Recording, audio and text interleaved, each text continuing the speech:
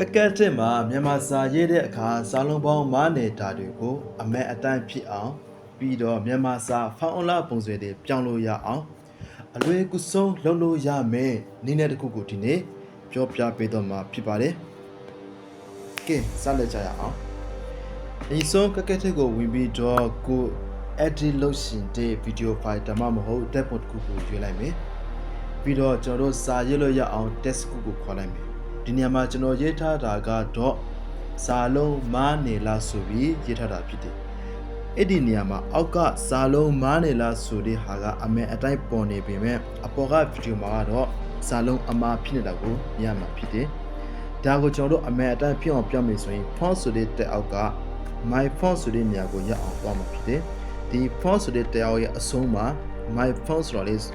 ရှိပါတယ်။အဲ့ဒါကိုနေပြီးတော့ add ကိုနေမယ်။အဲ့ကိုနေတဲ့အခါမှာဒီလိုမျိုးဖုန်းထဲမှာတင်ထားတဲ့ font ချီတဲ့နေရာကို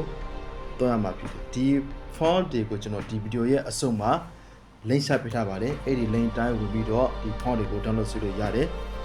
ဒီထဲက font တွေကိုပြောင်းလိုက်တာနဲ့ကျွန်တော်တို့ဒီမှာစာလုံးပေါင်းကမဲတော့ပြီဖြစ်တယ်ဒီမှာဆိုရင်စာလုံးမားနေလားဆိုတဲ့စာလုံးကိုအမဲအတိုင်းမြင်ရမှာဖြစ်တယ်ဒါကတော့ကျွန်တော်တို့ font ပြောင်းပြီးတော့လို့အမဲအတိုင်းမြင်ရတာဖြစ်ပါတယ်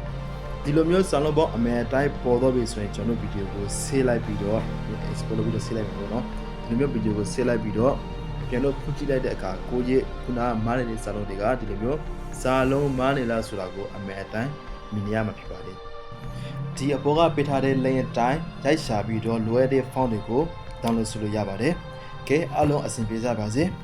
အားလုံးနောက်ဗီဒီယိုမှာဆုံတွေ့ကြမယ်ကိုဘိုင်